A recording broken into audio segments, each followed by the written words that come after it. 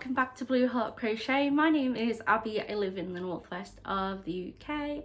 I have a little dog called Buddy who's a Bichon Frise who does like to make a lot of appearances. At the moment he is currently curled up on the pillow giving me evils because he's not happy with me because I'm daring to sit on this couch. We'll go into that later. But sorry there's not been a lot of videos. It's just been a mix of everything between being busy at work, health issues, and then also one project absolutely driving me insane and taking so long to do. Once I get into the video, once I go up to that project, I will explain more and just discuss why it was such a nightmare to work on and why it took so long to do. Anyway, let's get on to what I've got to show you.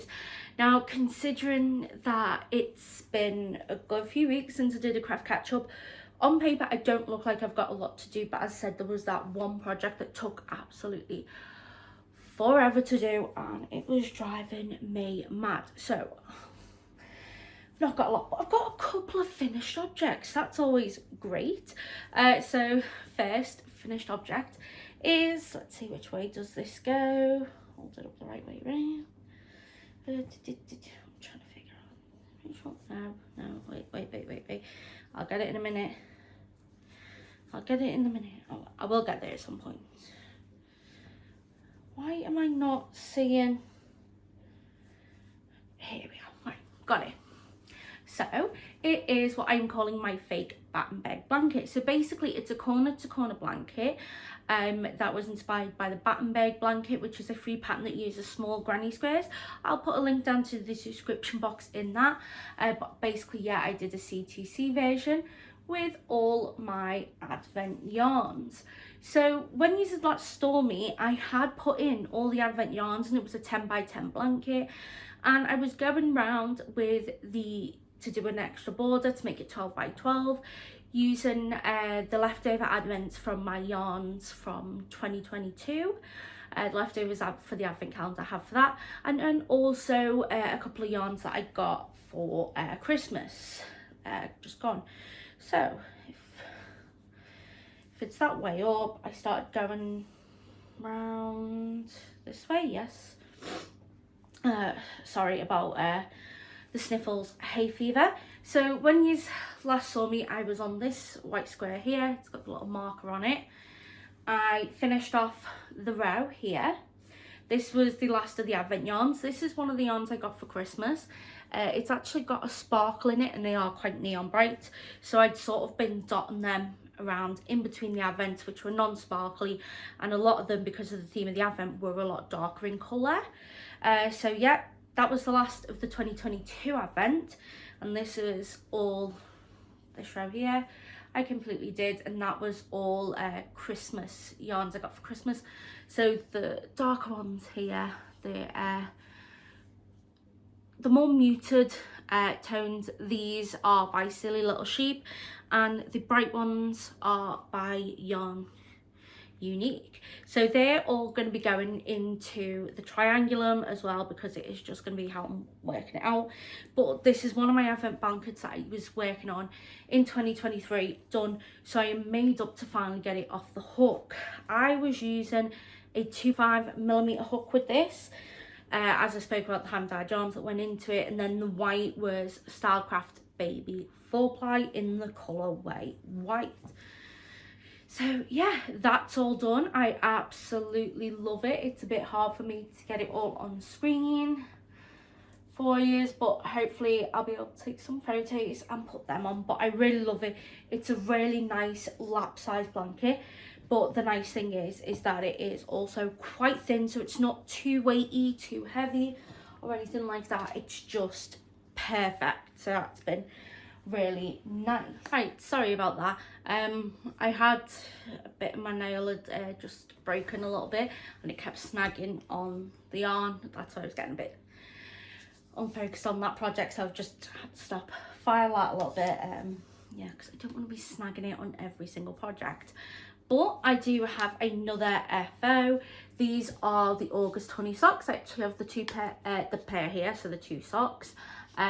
These were made out of the Regia cotton sock yarn that they do. This one's in the colourway Kiwi, and again used a 2.5mm needle. These do have a really lovely detailing on the top here, and when I did try them on, they do feel really comfy. Really like them. I did alter it a bit. I believe I did. I always do my socks toe up. That is how I prefer to do them. Yeah, just make sure that I've always got enough yarn, saying that these were only ever going to be shorty socks, so I was always going to have enough yarn.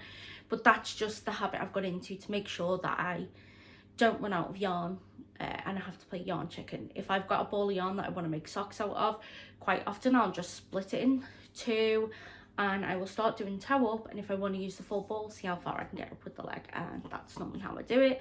And that is why I do prefer the toe up socks, is because you don't have to worry about running out of yarn on the foot if you are playing yarn chicken. But here's the other one, that stitch marker there, the little star, that's where I was when I last showed these to you. So as you can see, I've managed to get this pretty much done. This one was already done, I believe. Or no, because I was wearing, no, because I'm sure I was working on these two at a time. Yeah, I was working on these two at a time, so yeah, that's where I was on both of them. Brain fog there. Yeah, I was working on them two at a time because I did have to use a cable needle, and yeah,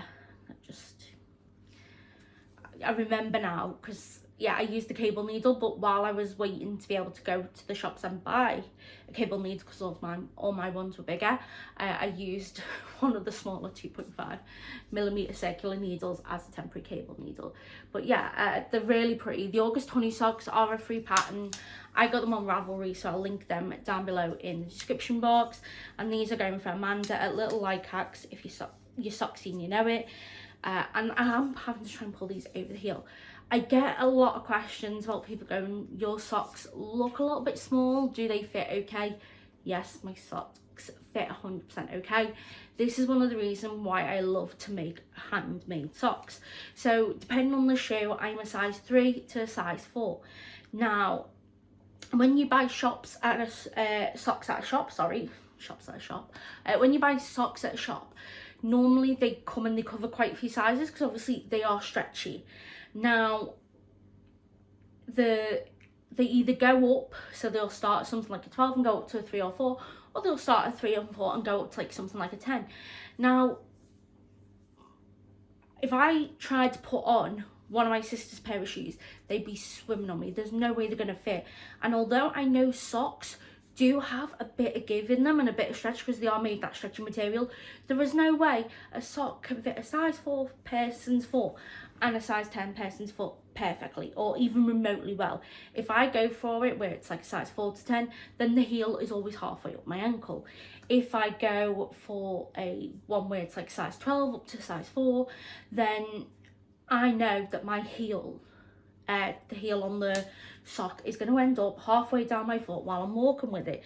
So yeah, that is one of the reasons why I really wanted to get into sock knitting, was because I wanted to finally have socks that fit, because it was really doing my head in. Yeah.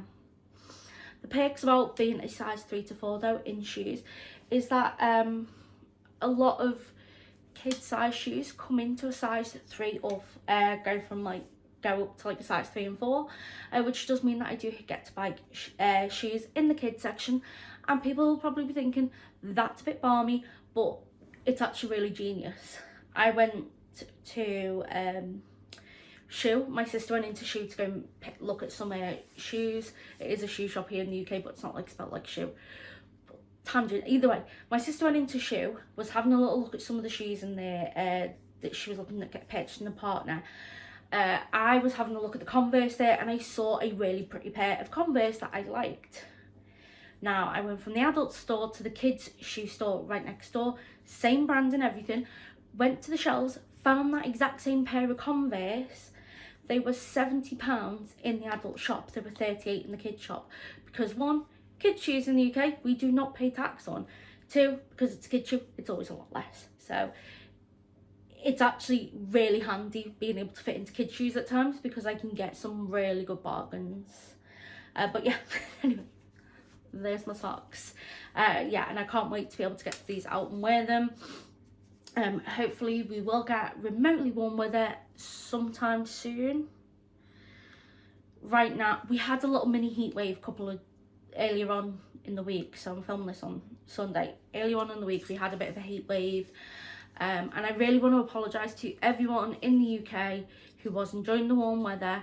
It is my sister's fault that we are now having terrible weather, because on the final day of that heat wave that we had, I believe it was Wednesday, my sister went online and purchased a fan for the living room.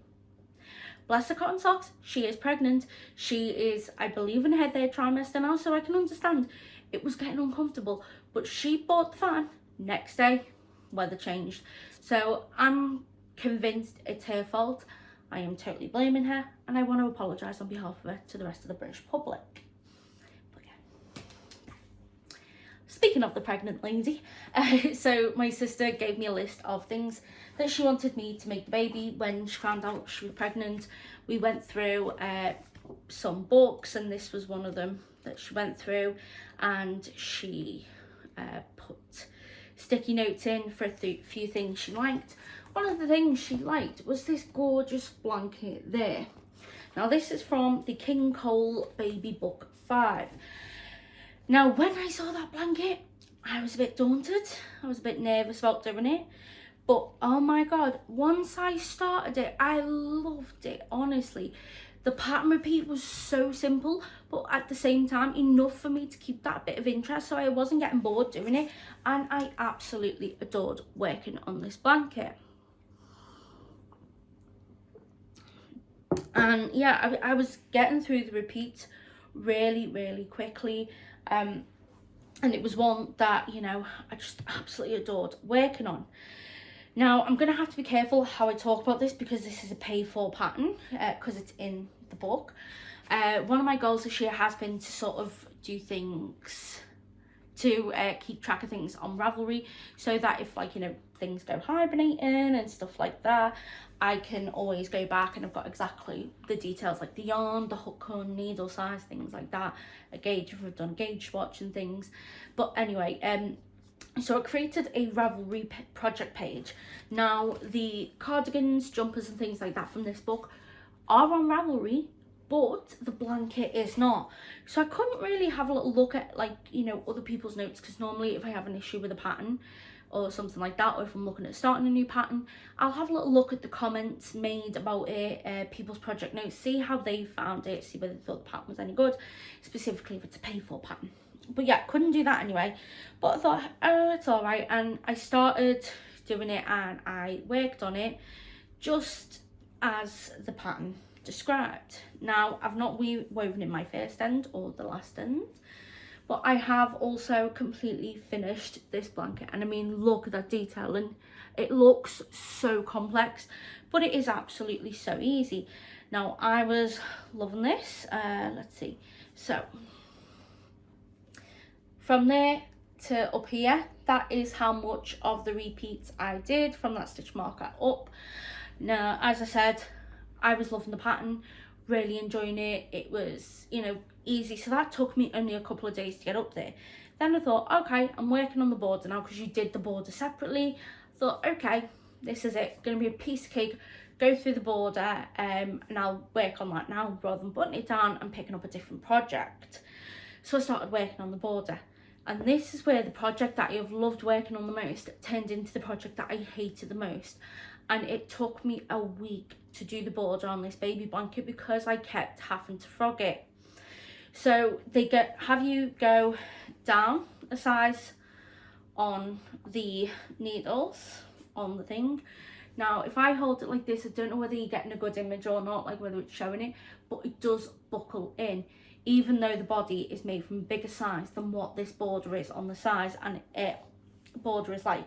And that's it on the top and bottom as well. As you can see, it's puckering. So I'd went down to the correct needle size that it said for the border. Probably should have gone down a third one, because I'm still getting that puckering. And then I went to do the smaller size on the rest of the border as it said. Now it was not working out, and doing it the way it was described in the book and how it told me to do the techniques of how to do this border in the book, it didn't work. Again, I can't go into too much details just because it is paid for, but yeah, basically the way you had to do it using that smaller needle, it was not working. In the end, for the side border, I had to go up to the 4mm that I was using on the rest of the blanket. So I've been going up on increments. So I did 3.25, 3.5, then up to the 4, realising that the method that they want you to do to add this border on was not working, having to find another method of creating this border. So yeah, it took me a week, and it was 4 attempts to do this border. And even after the 4 attempts, I've still got puckering. It's still not come out that well. So I'm gonna have to block it. I know my sister will not be too fussed on that. She'll just be made up with the blanket. She'll just absolutely adore it. But yeah, it just frustrated me so much having to do that border so many times, and it's still not turning out that correct. And I don't know whether it's me doing something wrong or whether it's an issue with the pattern. And this is again where it was also really frustrating, was because I didn't know whether I was making a mistake and whether it was just me, or whether there was an issue with the pattern and there was a dead easy fix or what. I didn't know what was going wrong as to why this was not working out. And yeah, the fact that like I couldn't check on Ravelry things, that was really frustrating me as well. I mean, I could have gone, like, say if people had done this blanket and this pattern was on there and people were like, you know, it worked up perfectly, had no, you know, issue, then I know, okay, that's a me fault. I need to figure out what I'm doing wrong for it to not be going right. So yeah, just frustrated me so much. So it took me a week to do a border, but it's done. I've just gone now create 2 cardigans and 4 amigurumis for the baby who's due in the middle of October. So wish me luck. The amigurumis are not priority. The priority the cardigans, just because the baby's going to be born going into winter, and babies don't use like toys, like newborn babies don't use toys and teddies and stuff like that. So that'll be for a few months down the line. So finally, the last project that I've picked up. Most of these ends are woven in. It's just I need to trim them. But this, I've decided to try and do a bit of work on my book blanket again. So basically, I'm using a 4mm hook and scraps of yarn to create this blanket. And the reason why I call it my book blanket is because each square is based on the book. Each square is based on the front cover, the colours on the front cover of a book that I read. Yeah, so this was the start of January 2023. Now I've not even got to the end of 2023 yet, because I did read 54 books, I'm gonna say, and at the moment I've got 25 on here. I'm slightly behind. I would love to commit and say I'm going to be doing 10 each month. I think maybe 5's more realistic at the moment to say I'm doing that. But I do them in batches, so I'll get all the yarns I'll need for the book covers, put them all in a bag, bring them down, work on them in a production line to do the inside, then the flower, then the border, joining them as you go. And as I said, because the way I do it, I weave the ends in as I go, so it's not too bad. Most of these just need trimming. But that is what it's looking like at the moment. So these are the ones I've done. I think last time you saw me, it was on that one there. So yeah, I've just done these 5 down here. And what is actually really interesting about these ones down here is most of these were when I had my Kindle. So when I bought my Kindle last year, it came with a few months Kindle Unlimited free trial. It is something that I may purchase Kindle Unlimited again in the future, where I may have it for a few months, read loads of books on there, then, you know, cancel it, read some of my physical books, some of my purchased Kindle books, things like that. So I may pick it up again later this year. But yeah, I thought while I've got the few months free trial, make the most out of it. So all these books here, were on my Kindle. Now a Kindle's black and white, so I couldn't actually tell you what the colours look like until I went on to the likes of Storygraph and things like that, or Goodreads, to see what they look like. So yeah, this has been quite interesting, is seeing what colours are going to come up where, because when I have been doing it along here, when I'm picking up a book, I'm always trying to be mindful of what the book I read previously was, so that I can sort of avoid having colours too similar. But these here, this one was Kindle onwards, and as you can see, some of them I've come up with and they are quite similar, but then others just completely random. So it's going to be quite interesting to see what colours start coming up, as I said, because I had no idea what the colours were when I was reading the book. But yeah, that's where I'm up with that. I'm using a 4mm hook with it. The pattern is a free pattern. It's called the OK Flower Square by Atties. Now I'll leave it down in the description box below. It's a free pattern on their website. However, they do a free PDF download that you can have a little check out of. I they do have a PDF download that you can purchase to just get rid of the ads. I think it's a free PDF. No, it's purchase PDF. I have purchased that PDF because I'm going to be using the square to make a whole blanket. I can keep it on my Google Drive. I can have it like downloaded, so I don't have to worry about having signal on Google Drive and things like that. And also, if I'm using it to make a whole blanket, it was not too expensive, the pattern for that square. And I think, you know, fair to support the designer as I'm making the whole blanket out of that one motif. But yeah, that is all I've been up to. As I said, blanket took up a lot of my time. But yeah, so hopefully July will be a bit more of a productive month in the sense of knitting and crocheting. I have actually noticed, because I track how much yarn I use, I work on each month, like use up, and I have noticed that this has been quite a quiet month compared to the other months, which is quite interesting. Definitely shows that I'm not just going, oh yeah, I don't feel like I'm getting much crafting time. It's showing that I'm not getting enough. Saying that, the yarn for that blanket only got counted once, and I worked on it 7 times, so, well, not 7, worked on it over the course of a week, so yeah. But hey ho, hopefully I'll get some done, particularly over this week, just because I've got peace and quiet, booked a week off work because my dad has gone away on holiday. So I was like, you know what, I'm going to enjoy it. It'll be June and July while he's away. It'll be lovely weather. I'll get to enjoy sitting out in the garden. I got one day of it because he went on Wednesday of sitting out on the garden. Yeah, so that's it. So hopefully I'll get some more crafting done over this week, particularly yeah, with me just having a bit of my alone time.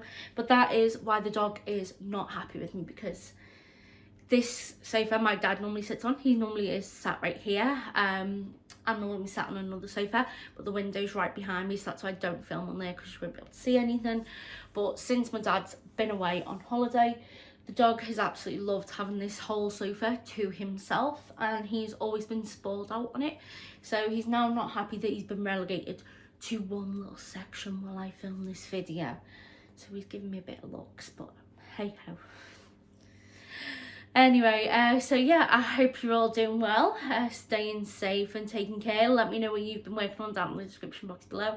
Always love hearing about what you've been up to, and hopefully I'll speak to you all very, very soon. Bye.